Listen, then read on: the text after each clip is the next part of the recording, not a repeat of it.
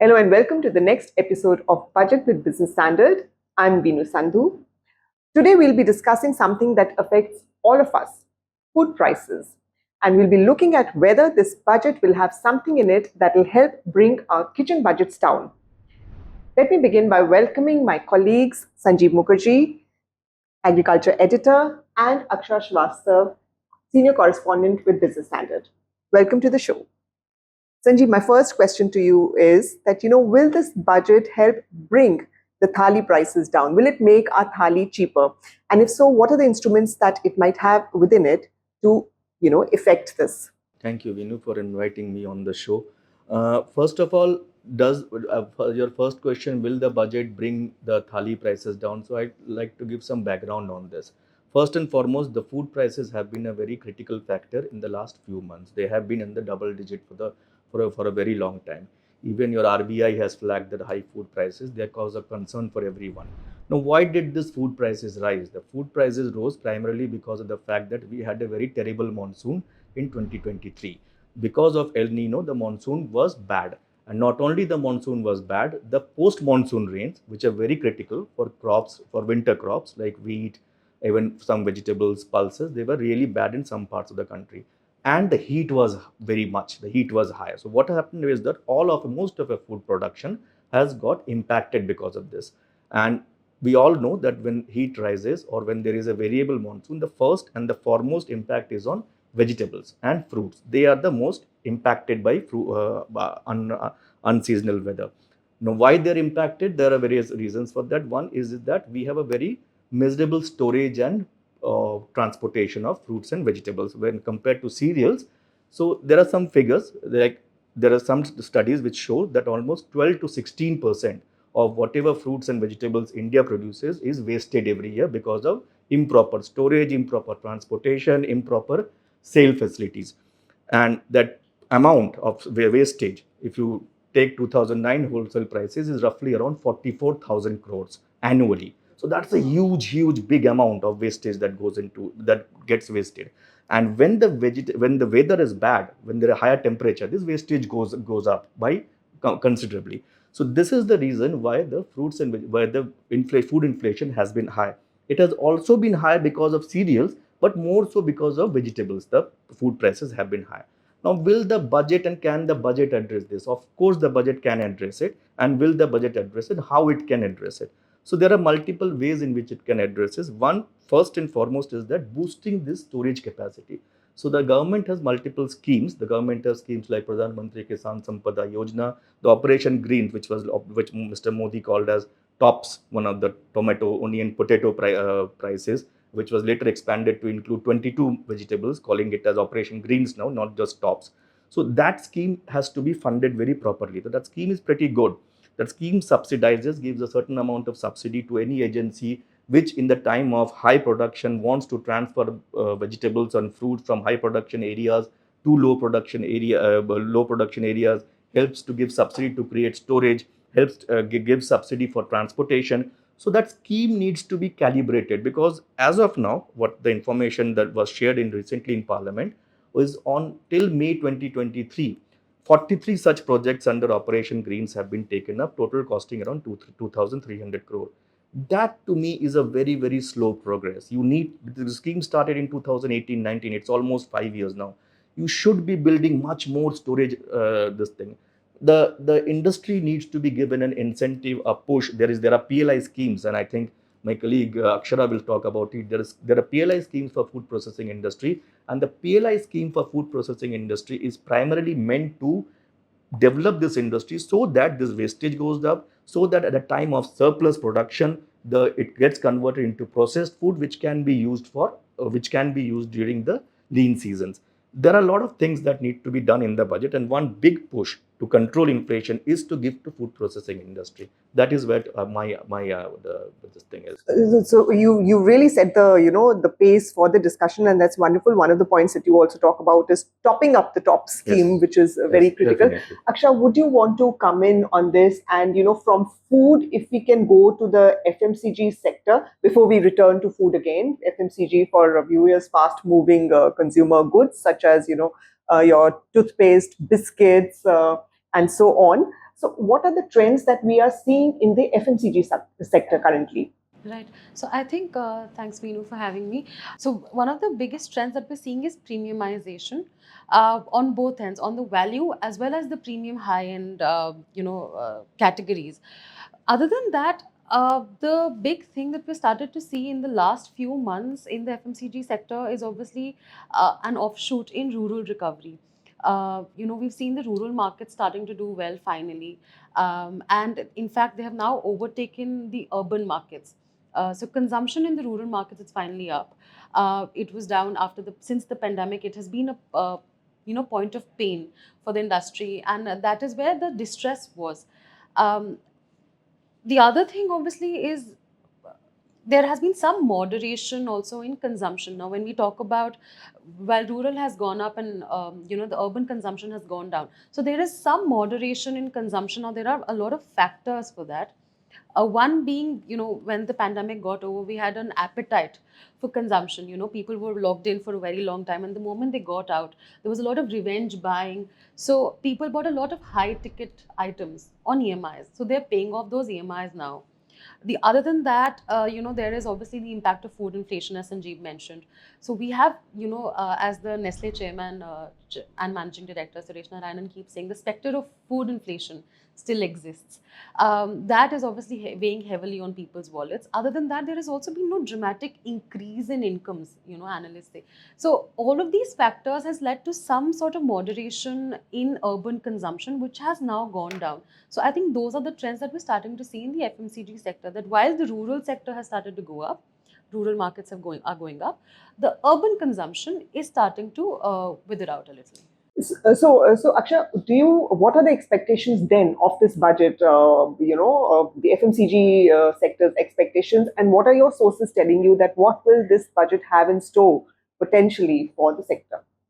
I think there's obviously, let's start with the interim budget that came out on the 1st of Feb this year, which had a good capex push and a good rural push. That has in fact, translated into good things for the rural economy.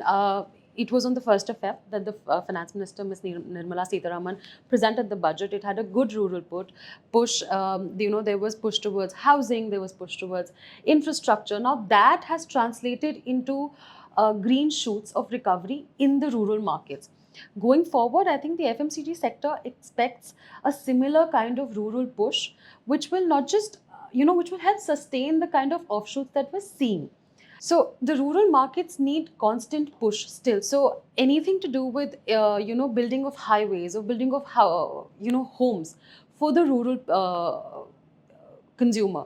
Now, what that will do is it will help expand their share of wallet for discretionary purchases. The minute you have housing sorted, the minute you have health sorted, education sorted. So push towards that has a multiplier effect on consumption patterns in the rural economy. Also, an infrastructure push for FMCG companies will lead to deepening of the distribution. Now, the minute you have highways, better highway connectivity, it is also easier for bigger firms to reach the smaller villages. And now, companies are starting to focus on volume-led growth. So for that, you need deeper penetration into India's villages, for which you need infrastructure. So a continued push towards infrastructure will help.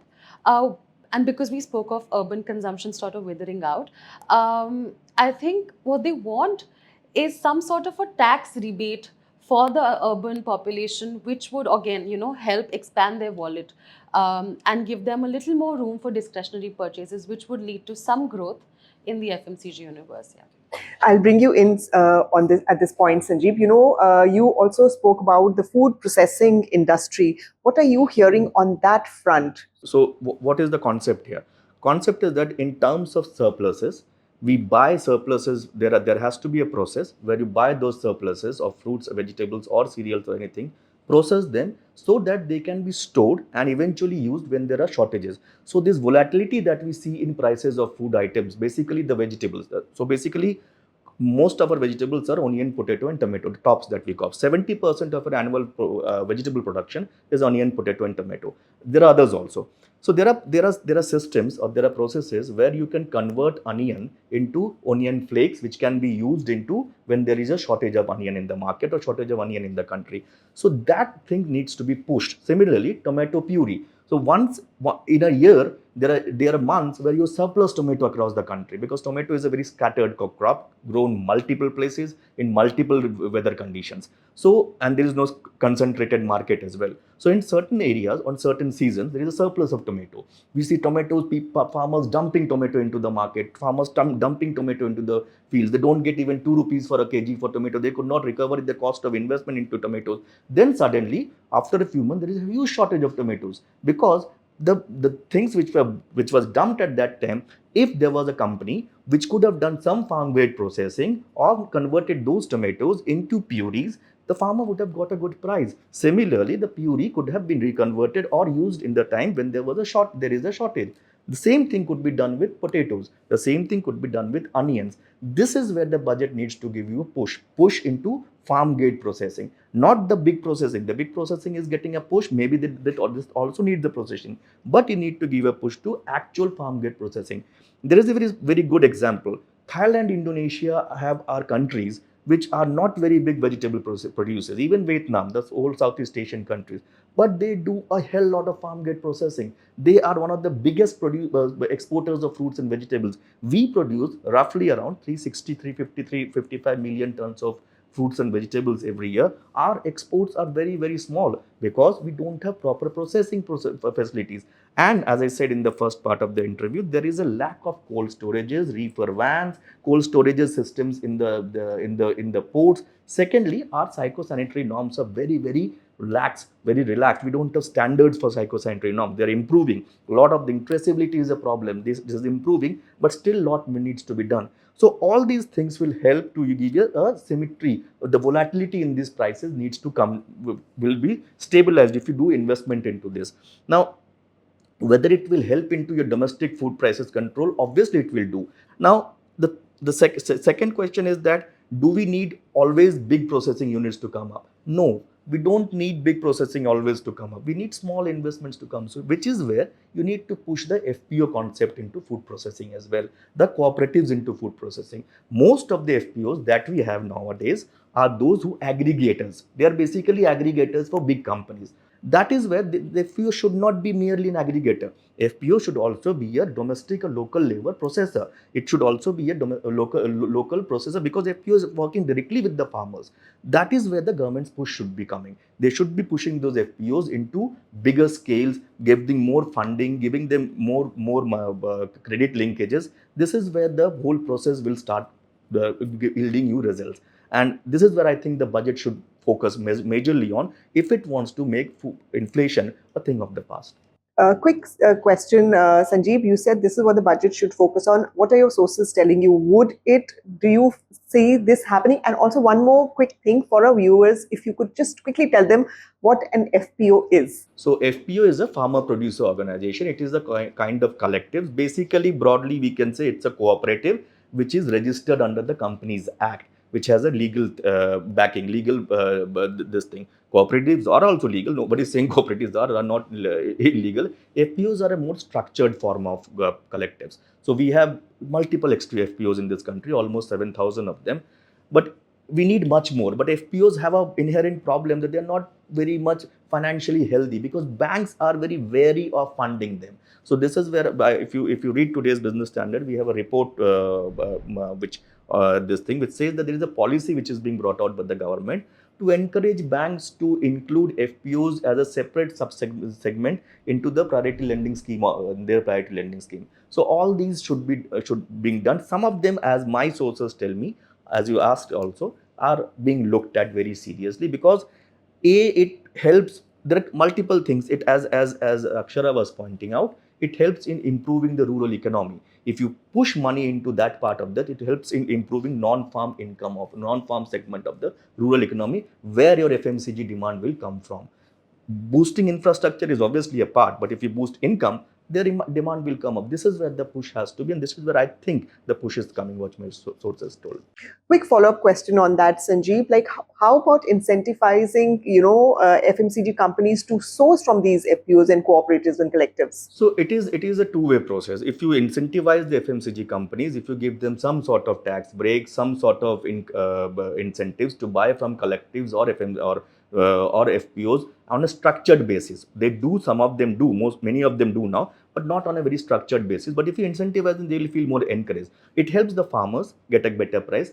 It helps the FPOs to become financially viable, which I was talking about. That they get financially viable, banks give them loan. It helps the FMCG companies to source good quality stuff at reasonable prices for the consumer. It helps in reducing the price of the commodity that he or she is buying. So it's a multiple this thing. This needs to be worked out, how the finance ministry works out this thing. But this is the process in which you can do this thing, bring down the price of your thali for most of the commodities. So quickly, last words. Do we think the thali price is going to come down, from Akshara, starting with you, and then Sanjeev? I think inflation obviously is under control now. That will I can't talk about the thali, but I think that will help boost consumption in the country, and also with the budget, if it remains focused on rural schemes and infrastructure as we spoke of, that definitely will help give a boost to discretionary purchases, which would impact positively impact the FMCG sector, definitely. Yeah. So my understanding is, yes, thali prices need to come down, because and they will go hard on bringing down the thali prices, because people say, experts say, or opinion makers say, that one of the reasons why this government lost a considerable amount of seats this time, mainly in rural areas, is because food prices were high. And if food prices are high, rural economy, rural population gets the most impacted, because their spending on food is far higher than what the urban India spends. So if food prices move up, they get impacted, and they will definitely do to bring it down. When you say the government, you mean the BJP? Yeah, obviously, the ruling Okay, government. okay, all right, all right. So on that positive note, where we can expect the thali prices, the kitchen budget to come down, we will end this show. Thank you, Sanjeev, and thank you, Akshara. We will see you again on Monday, so please tune in.